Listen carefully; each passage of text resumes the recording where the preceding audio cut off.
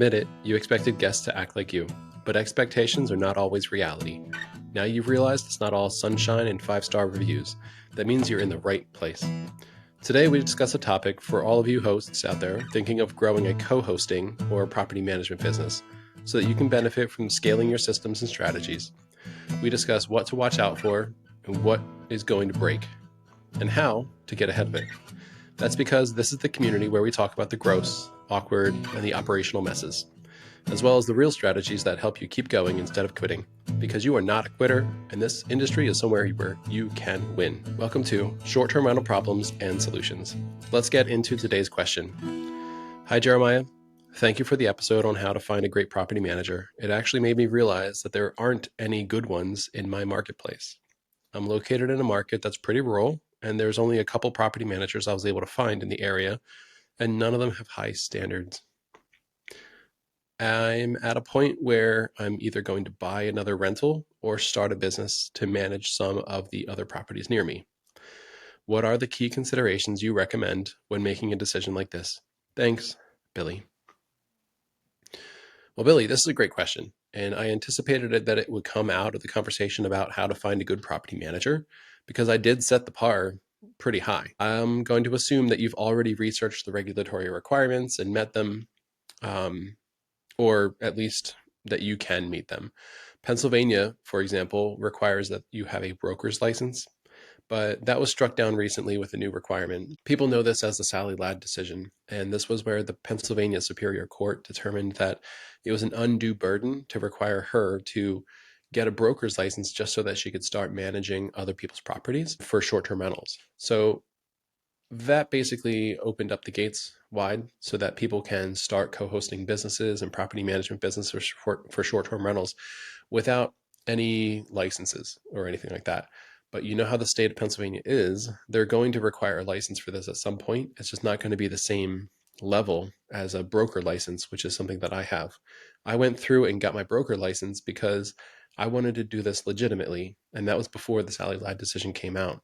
So we were in business for maybe a year before the gates were flung wide open for everybody to compete in this marketplace. You know, every state is going to have their own requirements for what is and what isn't going to make you qualified to be a property manager.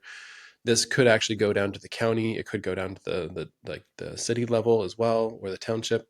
So you're going to want to research all of those things. It's very important that you have insurance because you bear a lot of liability that you are not really under control of. I'll get more into that later. But you also have to think about trust accounting or how the funds are actually going to move through your account. You have to think about your contracts, and you have to get those all nailed down so that you have a property management contract that's not just fair, but it's not that far outside of the norm. You have to figure out if you're going to have an LLC or not. And if you're going to have an LLC, I'd recommend you run it like an LLC, having quarterly meetings and taking notes and all those different types of things that a corporation would do. Because if not, then you're still liable just like you would be if you were doing this under your first name. You have to think about taxes. When you make money every month, you're going to want to put about 20% away of your net income. About 20% of that has to go just into a fund so that you're able to pay taxes. Being a corporation, you're going to have to file quarterly your income tax, not just, once a year. So you have to think through those things as well. And then also your business plan. I'm sure if you're going to start a business, you've already thought through your business plan and all those types of things. So we're going to get a little bit deeper into this later on, but those are those basic, I'm starting a business decisions that you want to make sure that you've gone through. How close are you to the marketplace? So Billy, with high standards, like you're talking about, you're going to want to be near the properties in order to resolve these issues quickly. So if you're not close, if you're a couple hours away, then maybe you should consider how open are you to moving over there and actually living in a property like a rental, for example, while these things are being managed, or during the heavy seasons of holidays and things like that, when it makes more sense to have boots on the ground. So in the beginning of building a business, the founder wears a lot of hats. And I know this because I started with just me. And there was days that I was painting and taking phone calls and, just so many things, and driving things around from house to house, and a simple paint job that should have taken 2 days, it ended up taking an entire month. And it's not like the hours were increased. It's just that all the starting and stopping and working while distracted it really takes a toll. But it's an example of how many different hats a property manager ends up wearing, especially in the beginning of a business.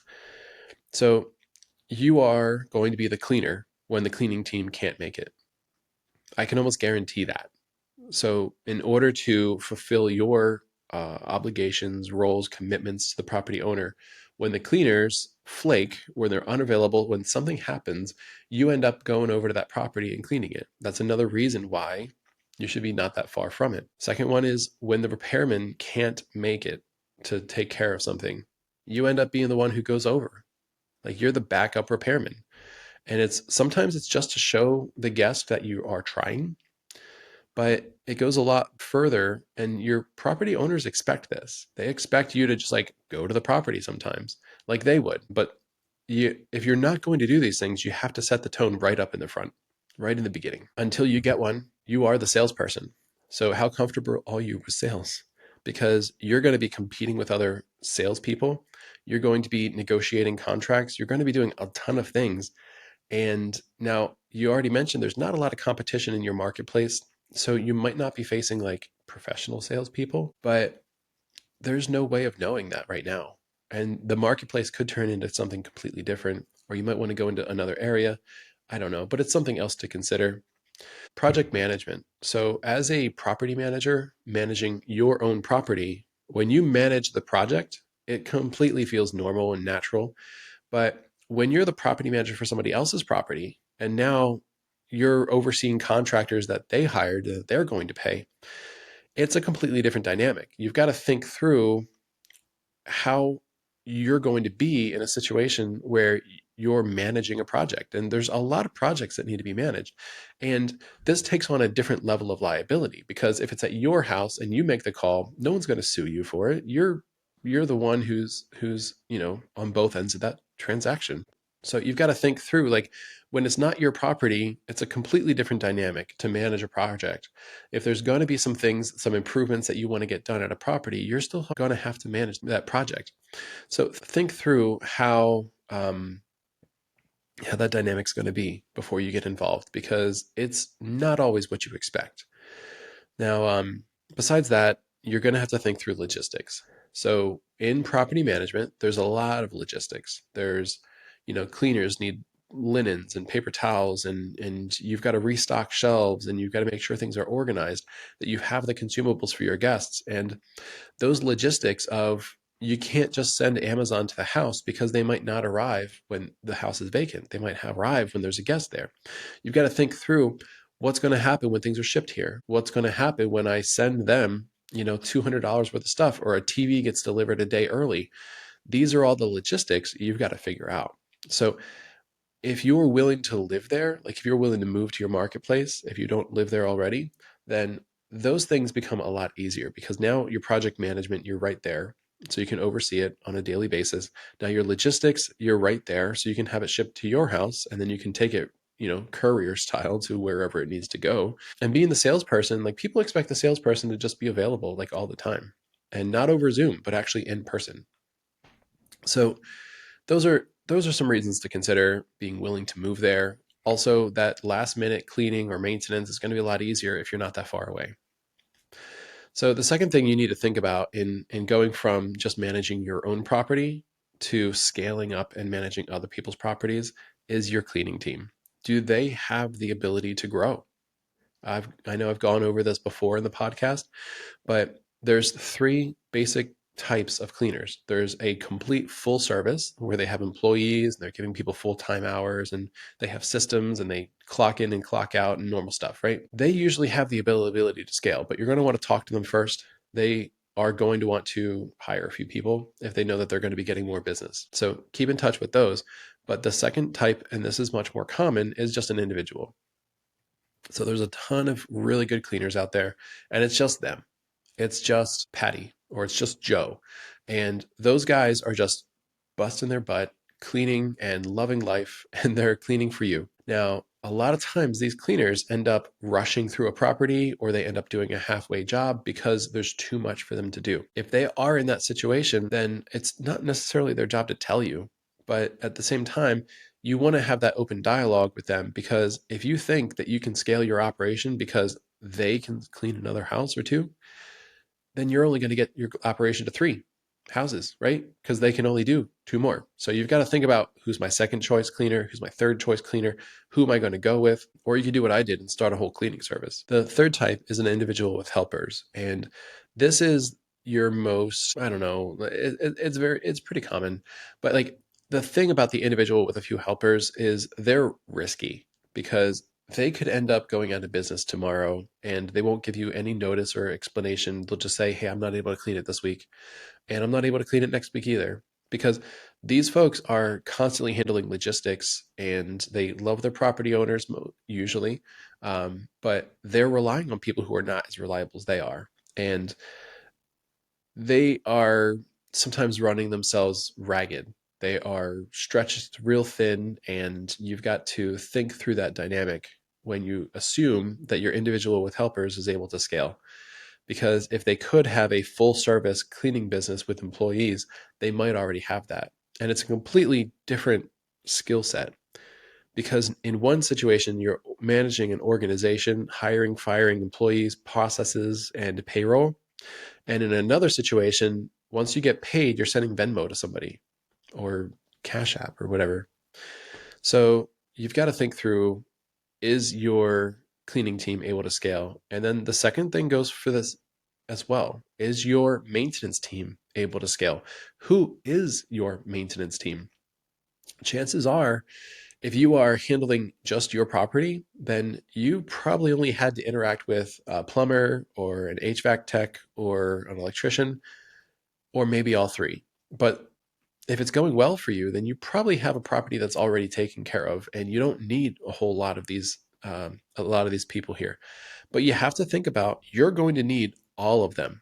If you start growing a property management business, the expectation is that you're not able just to find a good property maintenance person, but that you have them on speed dial, that you have a relationship already established with these folks that can step in and take care of things when needed. So you have to think through this list. You're going to need a general handyman. That way, you're not paying electrician prices for something that a handyman can do. You're going to need a pool guy or a hot tub guy. In most marketplaces, there's a lot of short-term rentals that have pools, and it's a big draw for guests. So you're going to have to think through, who am I going to contact if we need, something done with the pool? And do not say the cleaner. The cleaner is not a pool guy. The cleaners, well, in my experience, the cleaners have not taken a course on how to maintain hot tubs. And it turns green, they can't figure out why it's green. They just want to empty it and refill it. But if they empty it and refill it and it still turns green, they throw their hands up in the air and say, I'm sorry, I don't know what else to do. This is not included in my service. So now you've got to find an actual hot tub person that understands the chemistry of your hot tub and why that's happening. So you have to think through, who can I call in that situation? So the next one would be a plumber. Now, plumbers are all over the place. You can usually find a plumber who's available. They usually are like an emergency call, on call kind of service. So that fits really well. Electricians, same thing, but I found a lot of variability on electrical work. So recently we asked an electrician to quote us for installing an electrical service for a hot tub, and they quoted us $2,000.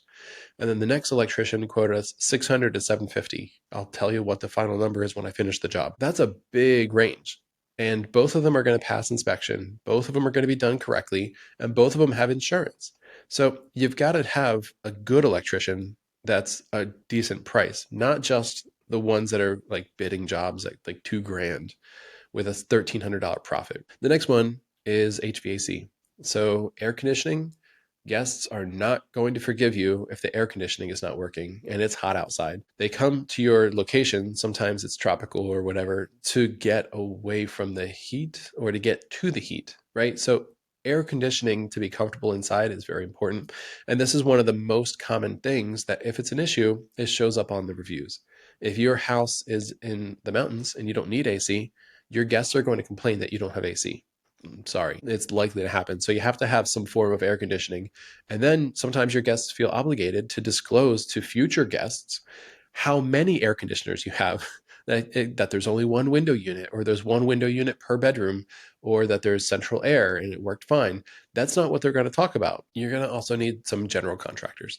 You're going to need somebody who can do landscaping, like cutting the grass and shoveling the snow. And you're going to need somebody who can do like kitchens and baths, because at some point you're going to want upgrades, you're going to want projects to be done, and your clients are going to expect you to refer them to somebody who can handle those things. And if you can't find one of those folks, you don't want to have, a plumber do your whole kitchen. Now, are they capable of it? Yes, but they're going to charge plumber prices. So you still want to quote for them. Yeah. But like, you're going to want to have a general contractor, somebody that you can rely on for projects that's not going to overcharge your property owners. So next, after you figured out that you've got a good cleaning service that can scale for your business, and once you figured out that you have a boots on the ground kind of contractor handyman team that you can refer people to, that you can rely on, now you've got to think about what's your plan for quality control. So who's going to be there for inspections? If you're doing inspections, I highly recommend inspections. You know about that because I rant on this all the time. Don't go into business being a property manager who doesn't care about quality. That makes your standards lower than the ones that you're competing with. And that's not a good kind of business to run. But you've got to think about who's going to be there for inspections. Consider hiring for this position if you're not going to be there, because they spend a lot of time in the car. Some people who might be looking for part-time work that aren't actually looking for part-time work is like Uber drivers, Uber, Lyft, DoorDash. A lot of times you can get in touch with these folks by doing deliveries and things, and then you can ask them if they're interested in also taking on a job. So consider hiring for this position first. This might be the first position that you do end up hiring for. And I don't recommend starting a cleaning service. I don't recommend starting a maintenance team.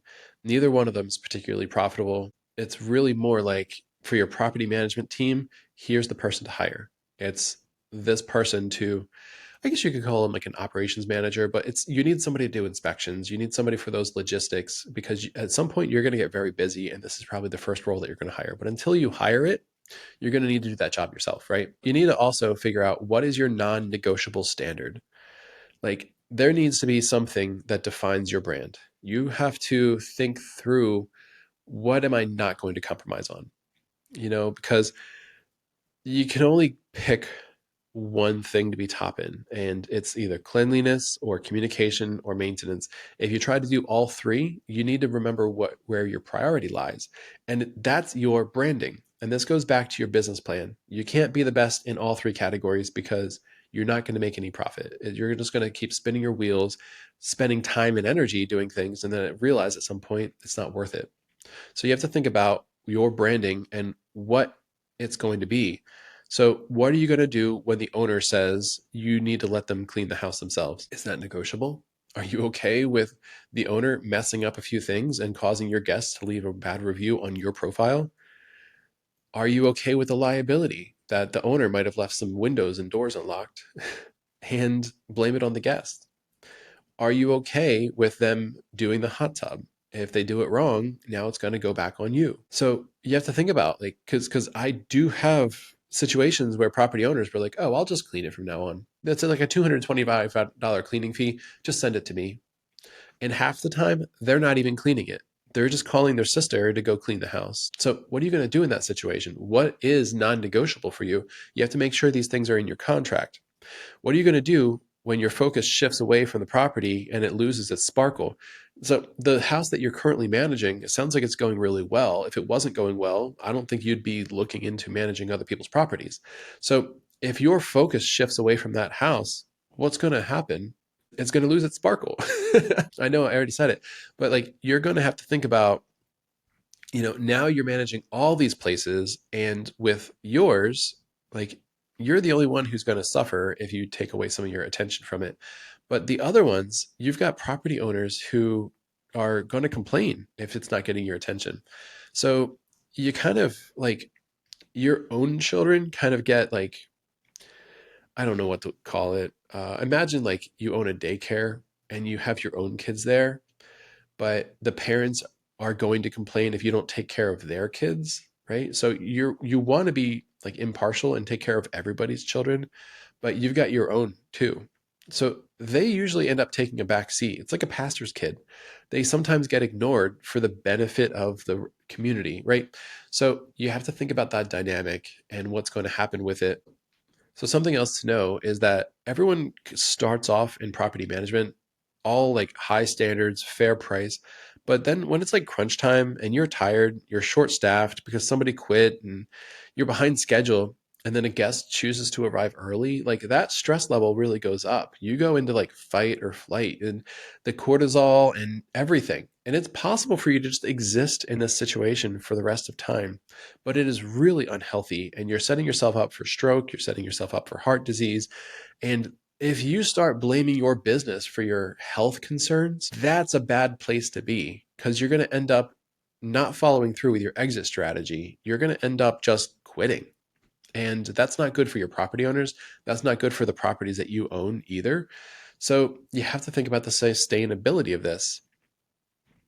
So, what happens to your quick responses when you're shoveling snow because somebody can't make it and you don't notice that the messages from the guest are just blowing up your phone? I can't tell you how many times I've been engaged in something that required both of my hands, and I'm maybe like in a heavy equipment and everything's vibrating. So I can't really feel my phone vibrating. And I don't know that I'm missing a call. I don't know that I'm missing a guest message. Now, fortunately, I have a whole team that sees all those messages from guests. But there's situations where I need to receive a phone call and I'm not getting that phone call. For you, the most common situation is you're in the shower. So you're in the shower for, I don't know, 20 minutes, half an hour, whatever. But during that period of time, nobody's answering the guests. So you have to think about that as well. And you could just go with like AI that'll tell them to hold on and they're checking with the team, or you could go with a VA who will answer the question for you. But then there's a lot of training involved with both of those systems. And if you're going to scale, it's very good for you to get that training done right up in the front, but that is time intense and it is expensive. So again, you have to figure out non-negotiable. You have to think about what's going to be your brand differentiator, because in the property management space, it's the same as pretty much any other business. It's price, quality, or speed.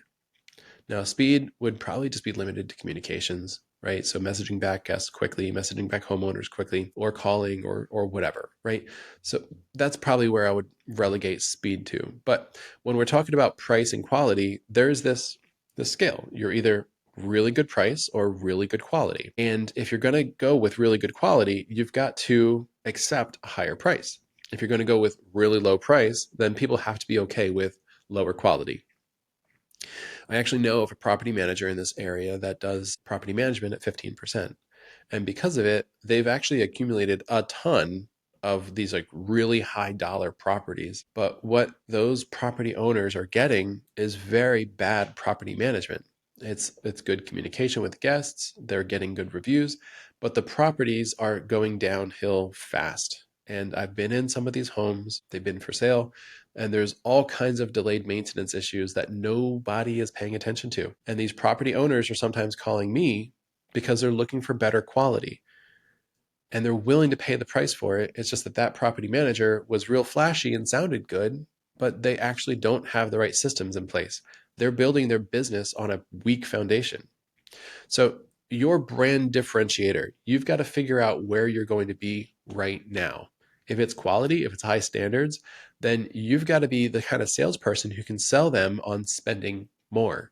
Now, this is a problem for me, and I don't mean to get into my own psychological issues, but I grew up in a family where every dollar was assigned, right? The old envelope system. And so my family would sometimes drive like 30 minutes to get a better price on gas because it saved them, even with the extra travel, it saved them like a buck. And that kind of frugality, that kind of, save a dollar when you're where you can, like it led me to be the kind of salesperson that just wanted to save people money. And you have to realize that people are willing to pay for quality. They have to be presented with what the difference is. So you can be the kind of salesperson who sells a premium product, but it is a completely different salesperson than the one who's trying to just lower your payments or save you money. And that's something that you have to figure out with this brand differentiation is, what is your brand going to be known for? Is it the cleaning service? Is it the way your guests review? Is it kind of boutique style where you're really, really hands-on and you're communicating with the homeowners like just because you thought of them, right? Or is it going to be super like price oriented where everything's cheap and you're getting them the biggest profit possible, because not everybody gravitates towards the price. It's a good reason to go with a good property manager, but like people are looking for value, right? For what they're paying. They're at the end of the day, they're not just looking for, price, and they're not just looking for quality. You got to figure out what you're going to be and start and begin with the end in mind, right? So another one is this market big enough for elasticity? And what I mean by that is like only about 20% of short-term rentals are actually professionally managed. So you might look in your marketplace and find that there's, I don't know, 1,000 doors, 1,000 rentals in the area where you're willing to expand to, right? Or you might look and see that there's like 15. And that would explain, if there's 15, then that's like three that are managed professionally. And you're going into a marketplace where everybody else is kind of like happy just managing their own place. And there's very legitimate reasons for them to do that. Sometimes it's what their CPA told them they had to do for tax advantages. Sometimes it's because it's a family home and they can't trust anybody else to it, or their brothers and sisters delegated that they would be the one to manage everything. Just because they exist doesn't mean that they're open to property management. There's a lot of people who aren't. So the elasticity is going to come in to your business model and your business plan, because you've got to, if you're going to be one of like three other property managers, you've got to think about how many doors they've got. And while you probably can just take over all of their accounts, that means that there's a limit to how far you can grow this thing without moving into second and third markets. And then if you do move into second and third markets, you've got to also figure out all those other questions we're talking about, but for those areas as well, like your cleaning service and your maintenance team, because you can't just assume that they're available or that they can scale. And then the last thing I have to say about elasticity is the turnover. So in a lot of short-term rental markets, it's like a vacation area, it's a secondary market where people are buying second homes. There's a lot of turnover. So when somebody sells a house and somebody buys a house, that's a potential customer.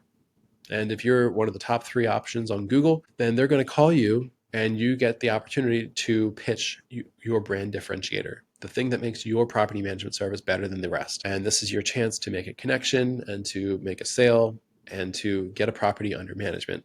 But not every property is worth managing. So you're going to have to figure that out as well. And it's not something I know how to train. It's a dynamic between the property owner and you. Like, I know that I don't do well with micromanagers because I like to feel respected. I like to feel like they trust me. I like to be in a position of like a partner. And as soon as somebody starts micromanaging, it flies in the face of all of that. And I feel like I'm not being respected, and I feel like they don't value my opinion. And as soon as they make decisions and say, there's no dialogue on this, I'm not willing to listen to you, it makes me feel like I shouldn't be managing this property because they obviously don't appreciate what I'm bringing to it. The next thing you have to think about is what kind of software you're going to use. So when you're managing just your own property, it's perfectly viable to only use Airbnb or to use VRBO or to have their calendar syncing. And you can integrate other softwares like Price Labs into Airbnb and VRBO directly. But then once you start scaling up, you're going to have to find technology. You're going to have to find Guesty or Hostaway or Hostfully or Hospitable. And there's all these decisions that you're going to have to make. And all of those property management software salespeople are very interested in having a conversation with you. Just know that they all pretty much do the exact same thing, and they all say the same thing in their pitch. That they are very easy to use, that they integrate with all these different platforms, and blah blah blah blah blah. It's all features and benefits, and then you look at pricing and features and benefits, and you have to choose one. And I recommend you choose one and stick with it for 10 years because it is very challenging to transfer, to go from one to another. And they'll tell you that it's not and that they handhold you through it. But there's so many issues that you're going to run through if you go from Hostfully to Hostaway, like I did, or from Hostaway to Hostfully, like I also did. None of those are good, and they take up a ton of your time to learn the new platform. And like Guesty and Hospitable and all of them, they're very good. They're good property management softwares, but you've got to figure out which one you're going to go with and make it something that can scale with you. Another tip I can tell you is as you grow more doors, you have to renegotiate your price because they are negotiable. They're not going to drop their price for you if you only have like one house or like three houses. But once you have like 10 or 15 or 20, like they're going to drop it to sometimes half the price. So that's important to know. At the end of the day, it's software, and they price you based on the number of units you have. Another question you need to be asking yourself is how you plan to network and to market your services. So a really good way to do this is real estate agents. So when a house is being sold, a realtor is usually involved. So if you can network with real estate agents, if you can offer them some sort of a deal, they're likely to refer your services. Another thing is when somebody buys in the area, they usually only have one person in the area they know, like, and trust, and it's their realtor.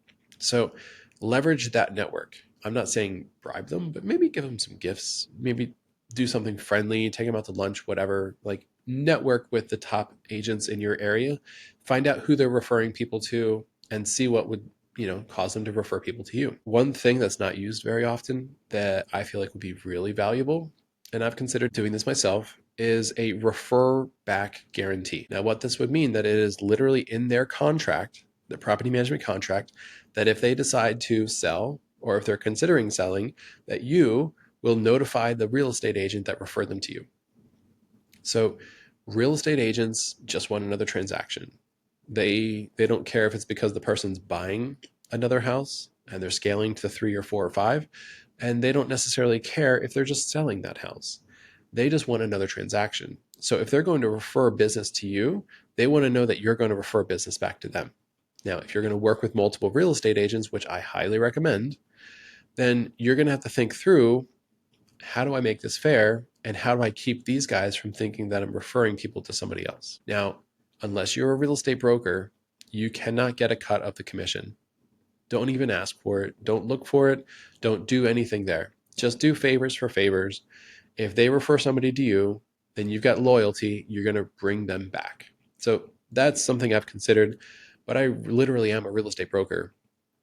And while I feel like I have that relationship built on trust, that my clients are going to communicate with me if they're interested in selling, and then I'm going to refer them to talk to the person who referred them to me. A lot of real estate agents just don't trust that actually is going to happen. So I see it coming eventually, but anyway, so you can also network and market your services with hot tub and pool guys. A lot of times those people have a very close relationship with the property owners that are managing their own property, and they can tell you which ones are exhausted, which ones are frustrated, which ones are taking a little while to pay. And you can actually kind of slip yourself in there. You tell that hot tub guy, hey, if I was managing that property, you'd be getting paid like the day after the service is provided.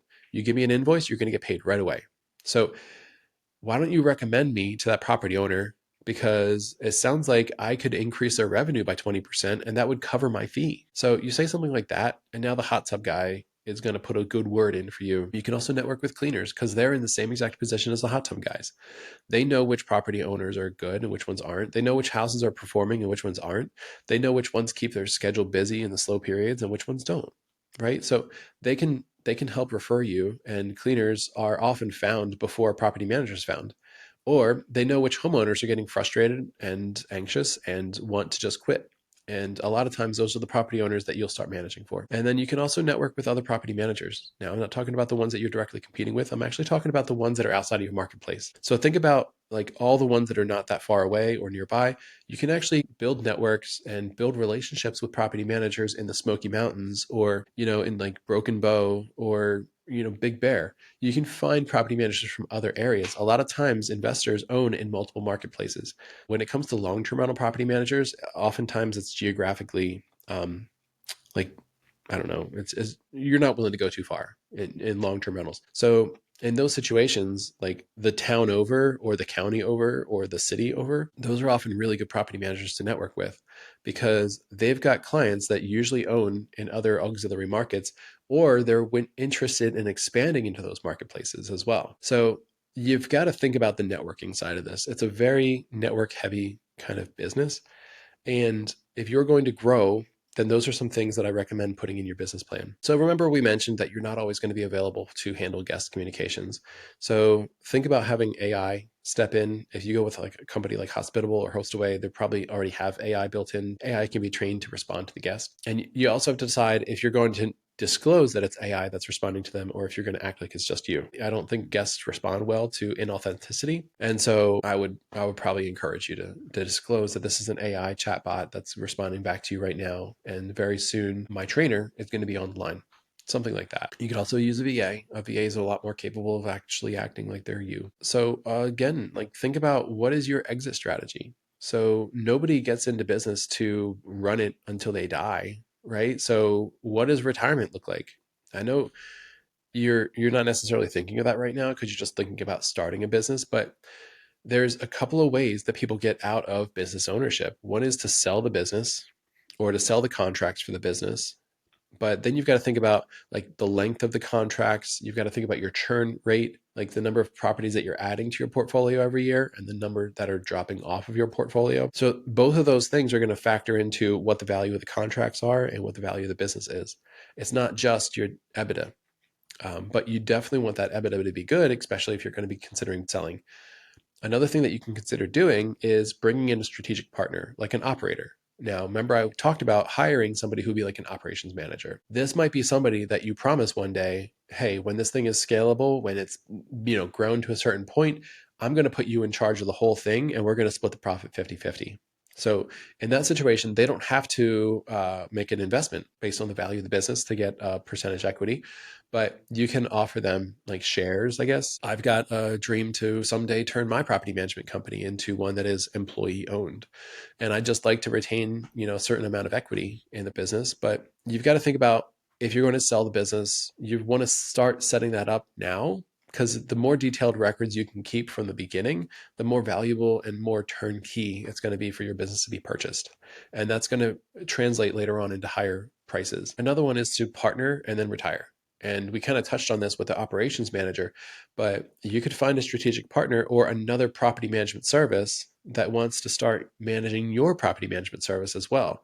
And now they get a good percentage of the profits for running everything. And you get to have just like, a percentage of the profit every month in order to, keep up your retirement, right? So you have to think about what your exit strategy is going to be, because the exit strategy that is the most tempting at any given moment in your business is to quit.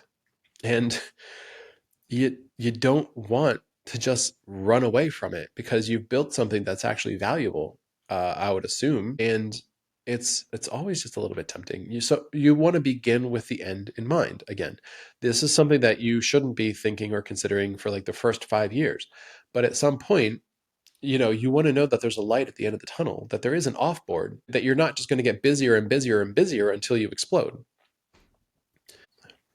So this sounds like a ton of work, right? And we didn't even talk about risk. So let's make it worse. You inherit everyone else's problems. The properties that you're managing become your issue. And you didn't buy them, you didn't inspect them. There's delayed maintenance, there's various tech problems, there's different types of tech. There's micromanaging owners. That's not even the property. Or there's even just bad reviews on your profile that are just because of the property. So I've seen guests before complain about some of the stupidest stuff that has absolutely nothing to do with the property manager, but you're trying to build a brand, right? Your brand on Airbnb might be like, CMB property management. And now you're starting to get a bad reputation because there's a 1-star review on there because somebody didn't like the guard at the gate, for this gated community, or they didn't like that, the farmer next to your property spread manure, and now it smells like manure, which is a terrible smell for a guest to have to endure. And there's nothing that you can do about it because you didn't buy the property. You just agreed to manage it, not realizing that's an active farm next door. And not every guest is going to understand that. Or you decided to continue managing a property in the summertime, knowing that the owner was not going to put air conditioning in there, or that they were going to put air conditioning in, but that it was going to be a bad unit that was a lemon. And now this is your problem. You also take on the risk because if somebody slips and falls at the property, they're looking for who they can sue. And I think there's this perception out there that property managers are just wealthy. Like they just make money hand over fist. And some of them do. I don't think they're going to be in business for much longer because they're watering down the stew. But, you know, there's this perception that if they are going to sue somebody, it should be the property manager. And so they slip and fall on ice. And now they want you to pay for their physical therapy. They want you to pay for their wages while they were out of work. And you could be quickly looking at 50 or $100,000 for something like that. Physical therapy and wage loss, like those are legitimate claims, and they go back on whoever's responsible. And remember, you've got insurance for this, but your insurance, I don't mean to scare you, but I spend $3,000 every month. Every month I spend $3,000 on insurance, and that's just workers' comp insurance. Every week I spend $3,000 to $4,000 on payroll taxes, and that's just payroll taxes.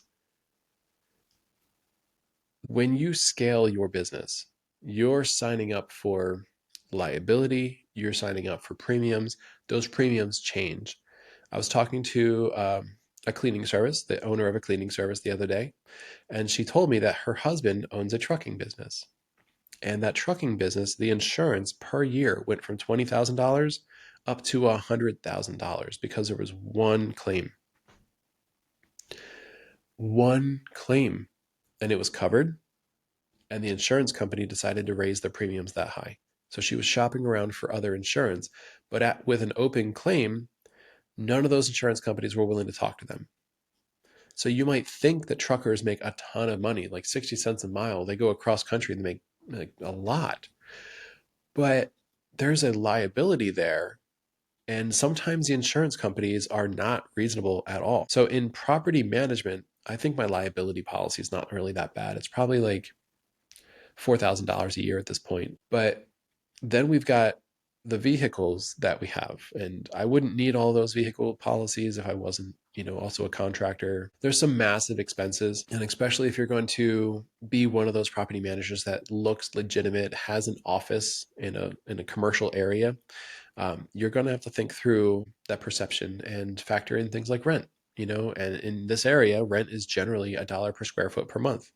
And the smallest unit you're able to find that's in a commercial space like that out here is 300 square feet, but that's still $500 a month. You can find other places that are less expensive, but take it for what it's worth. You have to think through all these types of things. As you scale, you're going to need a location for like logistics and maybe where you're staying. And you can't always run a property management company out of your garage. Like there's times when your clients actually want to find you, meet you, see you in person. And then the last thing I would say is start small. Start with low overhead. Start with just your brand right at the front of your mind and doing everything yourself. Because once you've done it, you can usually train other people to do it. And once you've done it, you kind of know what's expected. And so you could also just buy another house. Think like there's a way easier exit strategy if you just buy another property. And the income that you make from that property is completely controllable by you. It's not controlled by other people like we are when you're in property management. Because when you're a co-host or you're a property manager and your income is tied to the rent that you're able to charge for that property, then that's all determined by that property, not by you. Your income's actually out of your hands. And if they skip something in compliance, their insurance lapses, they stopped making a couple mortgage payments, then all the investment that you made into that property goes away.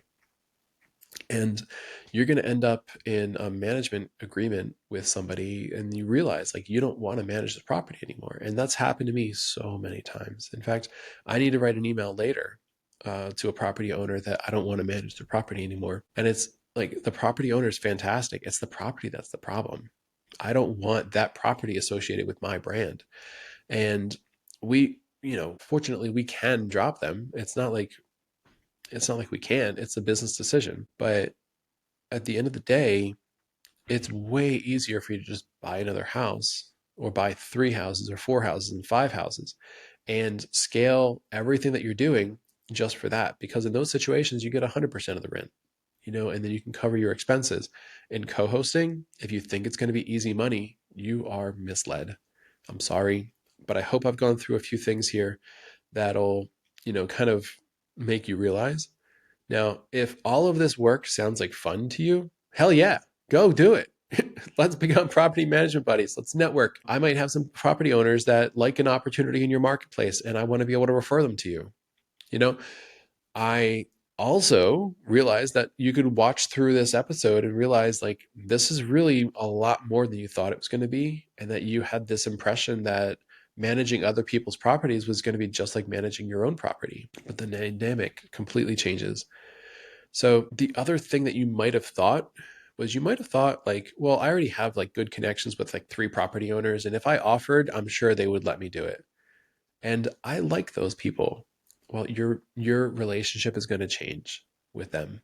Once you become a service provider, once you become a property manager or a co-host for them, that relationship is going to change, and you have to be prepared for that. And if you're going to scale and if you're going to make this something that's worth having, if it's going to become like a system and not just another service that you're providing on the side, then you have to think through like how they're going to feel when you pick up another 12 houses and they no longer get the same attention that they were expecting, and what you're going to do about that. Now, if this sounds like it's not going to be worth the money you invest or the time that you invest to get to your exit strategy, then just buy another property. Build a brand and own every house, because when you have complete control, I think there's a lot more peace. There's a lot less stress. One of my workers, well, one of the people in my team, in my long-term rental team, he owned like $11 million in real estate at one point, and he had loans on all of that. It was all leveraged as much as possible, and it was high stakes, but it wasn't stressful because he owned it. He was in control, and when you feel like you're in control, a lot of times that stress is gone. But in property management, you are not in control. You're like being influenced and pushed by all these different forces.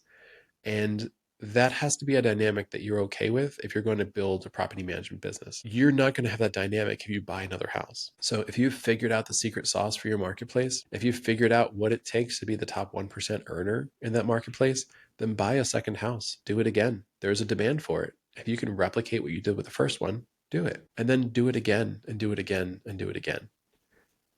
You're not necessarily going to be able to replicate that secret sauce by taking on properties to manage. Now, if today's episode sounds familiar, you're not alone.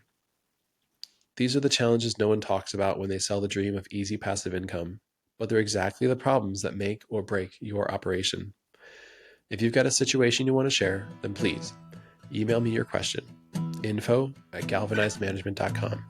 If you've got a good joke for property managers, I'd love to hear that too. Please email it in and I'll read it on the air. So your problem might be the next one that we break down, and chances are you'll help a lot of other hosts in the process too. If this episode helped you, share it with another host who's in the trenches. Like and subscribe too, so we can organically reach more people. That's how we make the industry better. I'd also love to see you follow on TikTok at Galvanized Investments and Facebook and YouTube at Galvanized Management. Until next time, stay steady, keep learning, and keep building something real. This is Short-Term Rental Problems and Solutions.